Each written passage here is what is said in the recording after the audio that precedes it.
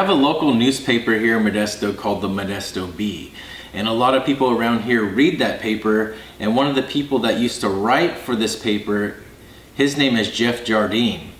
Jeff Jardine came into the shop to talk to us about this place called Lost City. So Jeff, thanks so much for coming here today. Can you, you were telling me about Lost City.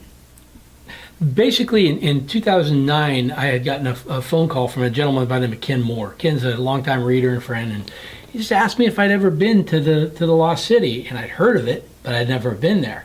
It was created by a Frenchman who had come here in the 1800s and started building rock buildings, rock houses. I'm not sure if there was, I don't think there was a store, but there was a substantial one that was much bigger than the others. Other ones were more like stone huts. He, at one point, fell into a pit and got bitten by rattlers. He survived that, only to be trampled to death by his own horses while going in for supplies. And I guess he'd stopped at a nearby ranch. And that was in 1895. Wow. So do you think that his energy could still possibly be there? It's like I said, if you believe in the Father and the Son and the Holy Spirit, you got to leave room for the extracurricular. That's true. What you're going to find, what you're going to see out there are mostly stone foundations. There is one substantial building that has a little more of a crown wall to it that would have supported a A-frame type roof. But that's what you're going to find. You're going to have to look. In fact, at some point, you won't even realize you're standing on another foundation until you really look around. You see the squareness of it or the indentations of it into the hillside. Yeah, apparently that was the story. He would move from one to the other. He'd build one, move on. I think there was several men who lived out there with him.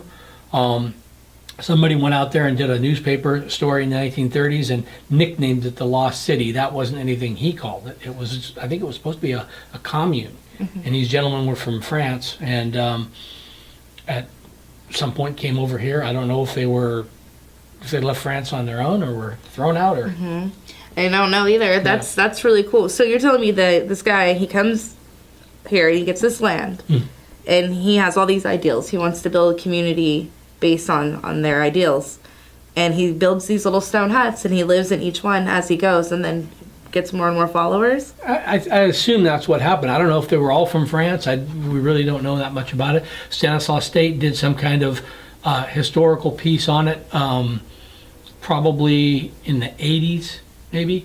I don't think that they understood that either. They were more concerned with the historical, the buildings themselves.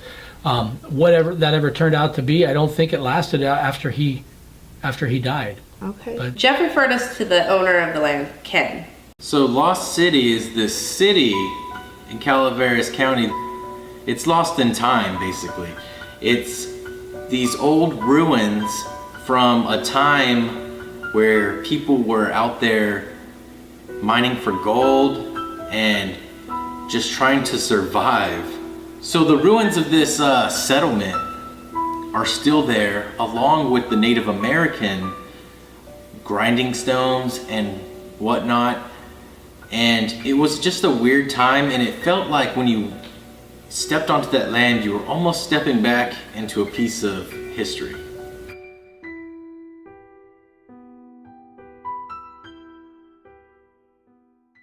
Ken, thank you so much for having us out to your beautiful land out here. This is amazing. Can you tell me a little bit about, where we're standing and what this is about? You bet. The group here at Lost City was a group of French miners that came in the 1850s, we think.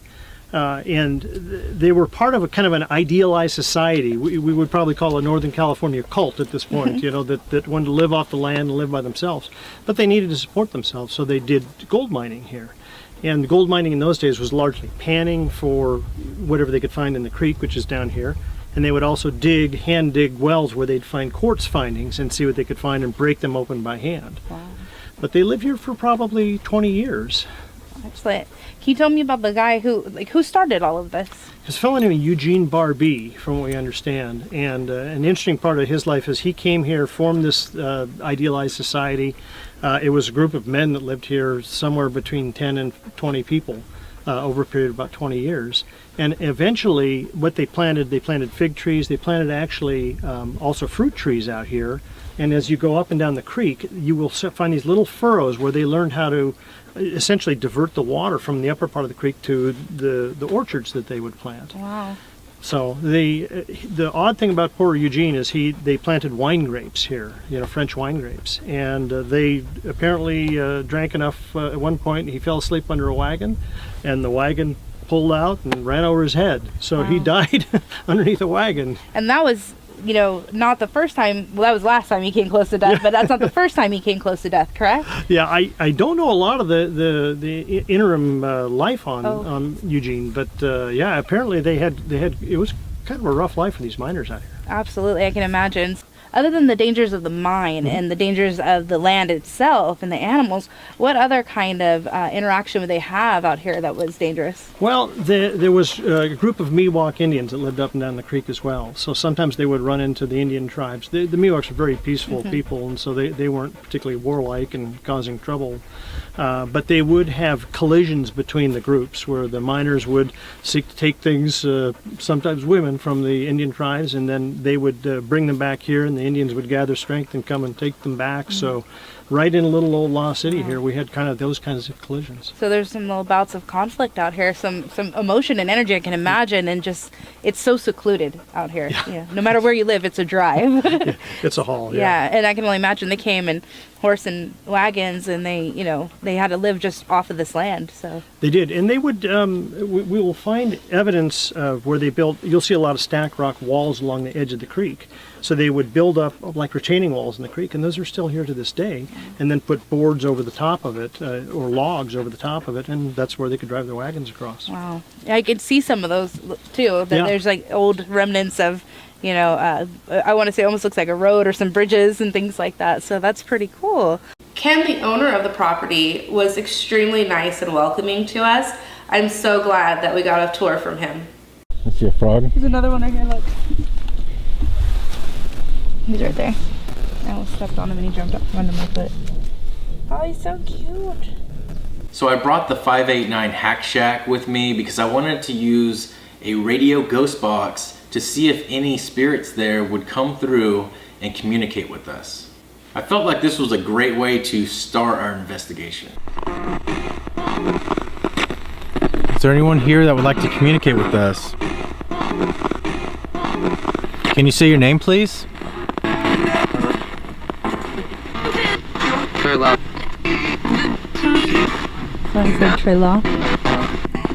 Well, this is interesting because we got a French word, très la, which means very much, and it's just rather interesting that we're getting French words through the ghost box and we're talking to spirits that are possibly French settlers. Is Barbie here? Barbie? Woman.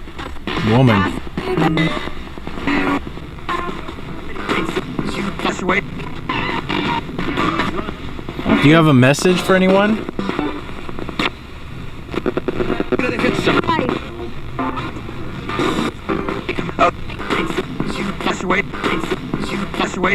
Where did you come from? I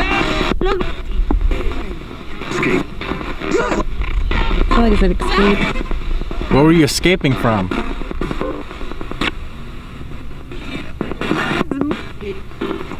Are you from France?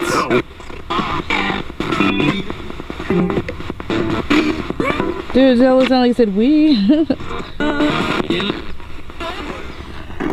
Where did you live? What building? Here. You lived in this one? Let's walk this way. Keep going. What do you feel about us coming here now?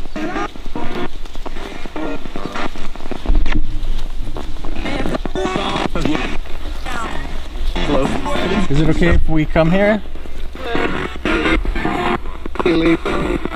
Leave. I heard that. You want us to leave your land?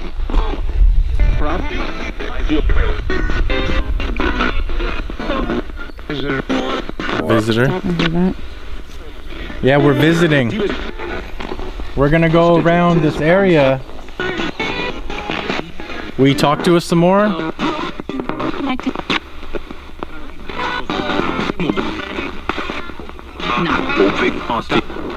All right, well, thank you for communicating. We're gonna move along, okay? Bye. Bye. So, just as if we're in a, in an enclosed space like a house, I feel the energy condensing, and we're out here in this wide open space. So, I almost feel like there's multiple of them gathered watching us, and I feel it from over there. And I realize there's like a house there now, so I definitely want to go over to the bigger house. So the obelisk is hit and miss. A lot of times we use it and we get nothing, and a lot of times we use it and we get some pretty great communication. Okay, so I have wheels. Wheel. They used a wheel, and it's the rim of the wheel is still over there in that cooking pot. It's the one up here. Mm-hmm. Warm. Oh. I was just talking about that's where they're. Okay. So we're gonna head. Should we head there then? I wonder if that's kind of part of that area. Let's go opening. Yeah, let's go to the opening where they were. It's gonna be over there. It's right across the creek. France. No joke. It says France. Using the obelisk, we got the word France. This was interesting to me because the spirits that we're trying to talk to were French settlers. How do I get up this in here? Oh yeah, he just went like right at this thing. I remember because of the little plant right there. Dog. Did you see a dog here earlier? Oh, he yeah, was a good dog. There. He was a pointer. Nothing. I've got this like anxiety right now. Nothing happened. Oh shit. And that's what the obelisk is great for. It's great for, hints. It said wheel, it said warm. And this is a cooking pit or fire pit here. And that metal thing is the rim of a wagon wheel that they use in their kettles and things like that on it. Take. I'm not here to take anything. Oh, I just got a big old hit on here. Nerve. Dude, I'm telling you, it's something right here. Look. There's something here. I'm all like, oh no. There's coyote here. Oh. I think maybe we should. Large, huh? I think we should move up to the other. I'm gonna go to the larger home here. We're using the Spiritus Ghost Box app. This is an application that I made. It is available on Android and iOS, and we used this as we walked around various locations around Lost City, and we've got some pretty amazing communication with it. Is anyone here?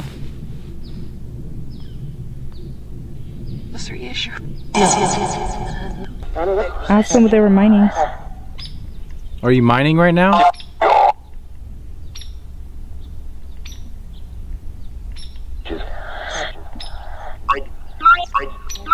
Mine. You are mining? Deep gold. I heard deep gold. So there's deep gold here, huh? Are you looking in the quartz? How many of you are there? 3. A dog, sound like. Is Mr. Birdie is Mr. Barbie here? No. Do you guys have a dog? I'm gonna come up here. What's over here? Come in? Or something like that. Come in or come meet. Who am I meeting? Or connect, which is something that came over the obelisk too. I came to meet and connect with you all. Go up to those. What do you want to left first? Let's go up there first and then we'll come back. Did you just pull me? No. The heck, I felt just like a tug. Hmm. Did you just step on my jacket? The grinding rock. stones. Yeah, look at this. So the Native Americans lived here first, didn't they? Were they still here when you came and settled?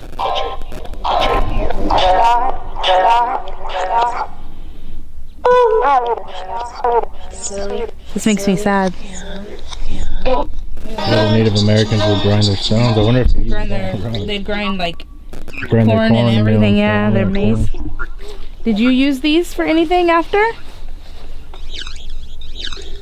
No. So amazing to think like somebody. You can imagine just like you're doing your work up here, and it's amazing. I'm gonna walk through this. Can I come in here?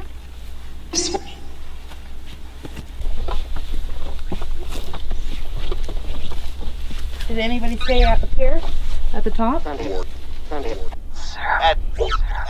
I feel a different energy now. Are there any native spirits here? I don't, dude, like, do you feel different up here? Mm-hmm. Like, I feel like so much power just from like the land itself, you know what I mean? I just feel like I'm warm, like it's just radiating. I think that there's something special about this spot for sure. I can't even describe it any other way. That I don't even feel like it's a human presence. I feel like just pure energy up here. I feel warm. It's freezing up here and I feel warm. It feels good. It's amazing.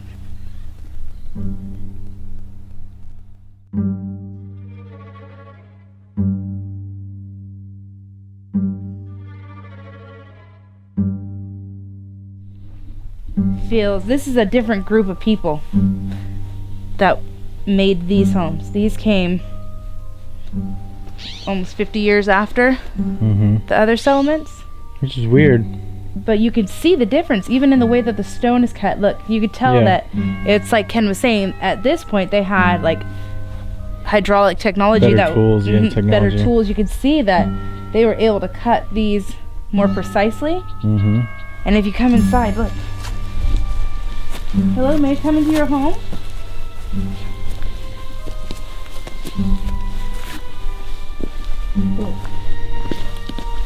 Yeah, you can look at the precision on those, you know?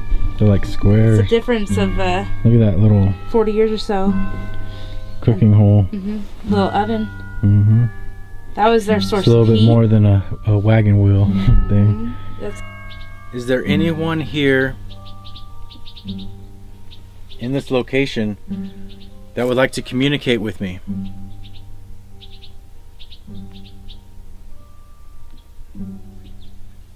Can you please say your name to let me know who you are?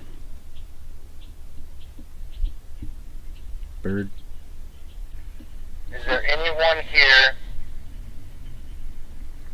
in this location that would like to communicate with me?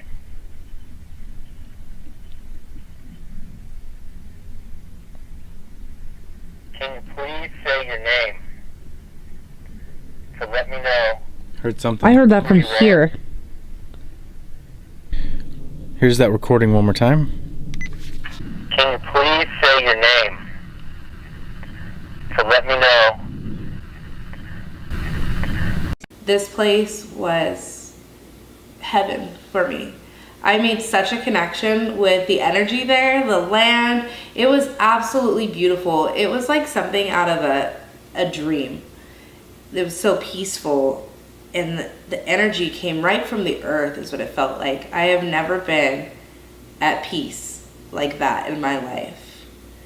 They have stone structures there that just create this atmosphere and this sense of coziness in a way out in the middle of the open nature.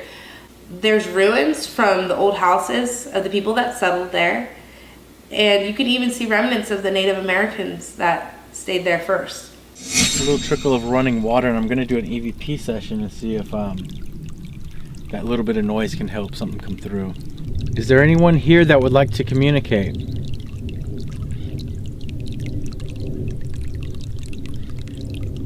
Can you use the sound of the running water to come through and tell me who you are?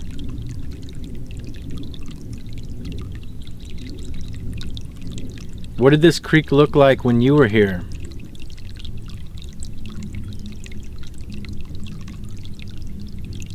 Did you drink water from this creek?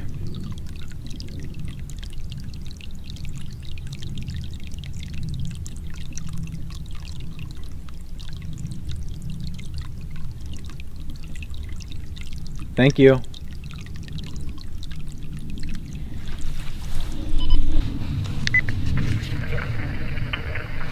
Is there anyone here that would like to communicate?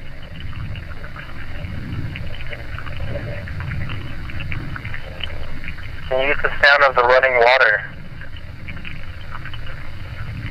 to come through and tell me who you are?